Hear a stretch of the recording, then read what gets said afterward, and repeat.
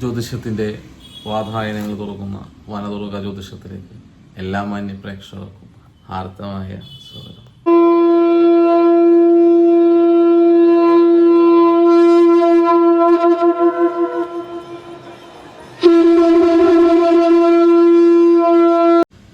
ഇന്ന് പല ക്ഷേത്രങ്ങളിലും അല്ലെങ്കിൽ പല കുടുംബ ക്ഷേത്രങ്ങളും നശിച്ചു പോകാനുള്ള ഒരു മൂലകാരണത്തെ പറ്റിയാണ് എന്ന് പറയുന്നത്. ഈ ചാനൽ ആദ്യമായിട്ട് കാണുന്ന വ്യക്തിയാണെങ്കിൽ സബ്സ്ക്രൈബ് ചെയ്യാനും വീഡിയോ ഇഷ്ടപ്പെട്ട ലൈക്ക് ചെയ്യാനും മറ്റുള്ളവരിലേക്ക് ഷെയർ ചെയ്യാനും മറക്കരുത്. നമ്മൾ കഴിഞ്ഞ വീഡിയോയിൽ കുടുംബ പരദേവതകൾ മറയുന്ന ഒരു എന്തുകൊണ്ട് മറയുന്നു എന്ന് പറഞ്ഞു. എന്നാൽ ഒരു 10-25 വർഷത്തിന് ഇടയിൽ നമ്മുടെ കുലത്തിന് അല്ലെങ്കിൽ നമ്മുടെ ആചാരത്തിന് സംഭവിച്ച ഒരു വലിയൊരു പാളിച്ച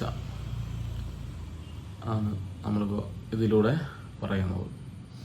പണ്ട് നമ്മുടെ തറവാടിൻ്റെ ഐക്യത്തിനും സമാധാനത്തിനും തലമുറയ്ക്കും വേണ്ടി നമ്മുടെ 1-2 തലമുറയ്ക്കോ ഈ തലമുറയിലോ ആരെങ്കിലും കാട്ടിലും മലയിലും പോയി ഉപാസിച്ച് സേവിച്ച് കൊണ്ടുവന്ന നമ്മുടെ പരദേവതകൾ കേരളത്തിൽ ആകെയുള്ള എല്ലാ അമ്പലങ്ങളിലുമുള്ള 2 ദേവതകളെ ഉണ്ടായിട്ടുള്ളൂ. പിന്നെ ഇന്ന് പറമ്പ് നിറച്ചും ദേവതകളെ കൊണ്ട് നടക്കാൻ പറ്റാത്ത അവസ്ഥയാണ്. അതോടെ നിൽക്കട്ടെ. ഒരു കാളിയും ഒരു ചാത്തനും മാത്രമേ നമുക്കിവിടെ ഉണ്ടായിട്ടുള്ളൂ. അത് എന്നാണ് മാറി? അത് കല്ലിൽ രൂപങ്ങളൊന്നും വെറും ഒരു കല്ലിലാണ് വയ്ക്കുന്നത്. ഇന്നാണ് കല്ലിൽ നമ്മൾ എന്ത് ചെയ്യുന്നത് രൂപങ്ങൾ ഉണ്ടാക്കി വെക്കുന്നത്. പണ്ട് രൂപങ്ങളൊന്നുമില്ല. അത് ഒരു മരത്തിൻ്റെ ചോട്ടിലോ മറ്റുള്ള രീതിയിലോ ഒക്കെയാണ് വച്ചിരുന്നത്. ഇത് പിന്നീട് നമ്മൾ തറയിലാക്കി. അപ്പോൾ ആ കല്ലിനെ തറയുടെ മുകളിൽ നമ്മൾ വെച്ചു. പിന്നീട് അതിനെ ക്ഷേത്രമാക്കി മാറ്റാൻ നമ്മൾ ശ്രമിച്ചപ്പോൾ നമ്മുടെ ആചാരം പോയി. ആ മൂർത്തികൾ നമ്മളിൽ നിന്ന് പടിയിറങ്ങി. എങ്ങനെ? നമ്മുടെ മുത്തപ്പന്മാർ അല്ലെങ്കിൽ നമ്മുടെ കാരണവന്മാർ ഉപാസിച്ച് സേവിച്ച് കൊണ്ടുവന്ന് വെച്ച ആ ആചാരം മാറി. നമുക്ക് നോക്കാൻ സമയവും കാര്യങ്ങളും ഒന്നുമില്ല. നമ്മൾ വെളിയിൽ നിന്ന് ആളെ വെച്ച് കഴിഞ്ഞ വീഡിയോയിൽ പറഞ്ഞ പോലെ ഇത് ഇന്ന് നമ്മൾ ഒരു മരത്തിൻ്റെ ചോട്ടിലിരിക്കുന്ന ആ ദേവതേനെ നമ്മൾ തറയിൽ വെക്കുന്നു. തറയിൽ നിന്ന് എടുത്തിട്ട് നമ്മൾ ക്ഷേത്ര രീതിയിലേക്ക് മാറ്റുമ്പോൾ കാളി ഭദ്രകാളിയായിട്ട് മാറുകയും, അല്ലെങ്കിൽ കാളി തന്നെ എങ്ങനെയായിരിക്കും ഭദ്രകാളി എന്ന സങ്കല്പത്തിലേക്കും ഈ ചാത്തനെ നമ്മൾ വിഷ്ണുമായയാക്കി മാറ്റുകയും ചെയ്യും. അത് ഓടിൻ്റെ വിഗ്രഹമൊക്കെ വെച്ച് അല്ലെങ്കിൽ അങ്ങനെ പല രീതിയിലും അങ്ങനെ മാറ്റുമ്പോൾ അവിടെ ചാത്തൻ അല്ലെങ്കിൽ ശാസ്താവ് എന്ന് പറയുന്ന ഊർജം മറയും. അത് മറയുമ്പോൾ നമ്മുടെ കാരണവന്മാർ ഉപാസിച്ച് കൊണ്ടുവന്ന കാരണവന്മാരും ഒക്കെ മറയും. പിന്നെ മരിക്കുന്നവരൊക്കെ മോക്ഷം കിട്ടാണ്ട് അലയും. പിന്നെ കാളീനെ ഭദ്രകാളിയാക്കി ഭദ്രമായിട്ട് അവിടെ ഒരു ക്ഷേത്രമൊക്കെ പണിത് ഉള്ളിൽ താഴെക്കിട്ട് പൂട്ടി വെക്കുമ്പോൾ അവിടെ ആ വിഗ്രഹം മാത്രമേ ഉണ്ടാവുള്ളൂ. ചൈതന്യം വെളിയിൽ അലയും. ഈ അവസ്ഥയാണ് നമ്മുടെ തറവാടുമായിട്ട് ബന്ധപ്പെട്ട എല്ലാവർക്കും ഉണ്ടാകുന്നത്. പിന്നെ നമ്മുടെ ആ തറവാട്ടിൽ ആർക്കും നോക്കാനോ പിടിക്കാനോ പറ്റില്ല. നമ്മൾ വെളിയിൽ നിന്ന് ആളെ വെച്ച് ചെയ്യും. അത് വെളിയിൽ നിന്ന് ആളെ വെച്ച് ചെയ്യൽ മാത്രമേ ഉള്ളൂ.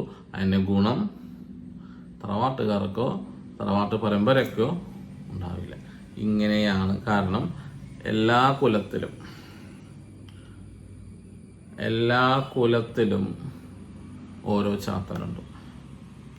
അതിനെപ്പറ്റി അങ്ങനെ നമ്മൾ എല്ലാ കുലം എന്ന് ഉദ്ദേശിക്കുന്നത് എന്താണ്, അത് നമ്മൾ അടുത്ത വീഡിയോയിൽ പറയാം. ഇതിൽ നമ്മൾ പറയുന്നത് ഒരു കാലഘട്ടത്തിൽ ചാത്തനും കാളയും മാത്രമായിരുന്ന സ്ഥലം ഇന്ന് പല തറവാടുകളിലും വിഷമയും ഇരുന്ന്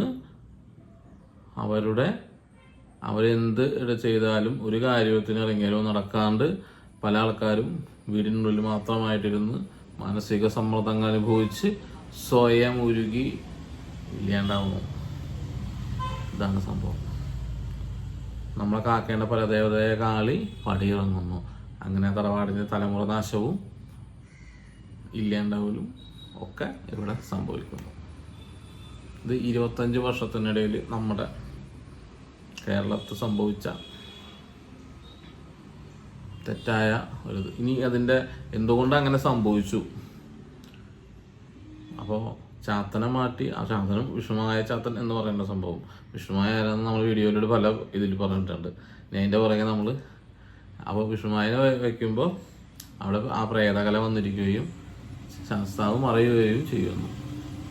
അങ്ങനെ അവിടുത്തെ ഇതിനെ കൊണ്ടുവന്ന് വെച്ചിരിക്കുന്ന പൂർവികമായ കാർന്നോരി അല്ലെങ്കിൽ ആ മുത്തപ്പൻ അവിടെ നിന്ന് മാറുന്നു. കാരണം ആ പാരമ്പര്യം നിങ്ങൾക്ക് അവിടെ സ്റ്റോപ്പാകണം. പിന്നെ വരുന്നത് തലമുറ നാശമാണ് അവിടെ വരുന്നത്.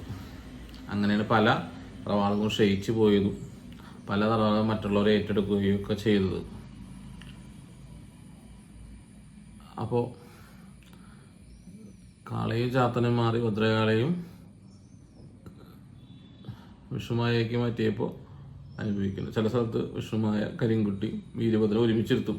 ആ വീടുകളിലൊക്കെ പരസ്പര വിരുദ്ധത ഉണ്ടാവും. 2 ചേരികളിൽ നിന്ന് കമ്മിറ്റിക്കാർ അടി. എന്തുകൊണ്ട് അടി? ഇതൊന്നും തെളിയിക്കാൻ അവിടെ ആർക്കും സാധിക്കില്ല.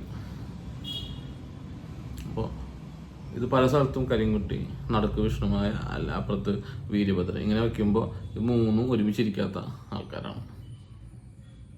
എങ്ങനെയാണ് പൂജിക്കണമെന്ന് പറയാം, എങ്ങനെയാണ് നോക്കണമെന്ന് പോലും അറിയാത്ത ആൾക്കാരാണ് ഇതിനെ വയ്ക്കണത്. അങ്ങനെ പരസ്പര വിരുദ്ധത നമ്മുടെ കുടുംബത്തിൻ്റെ മനസ്സിലുണ്ടാവും.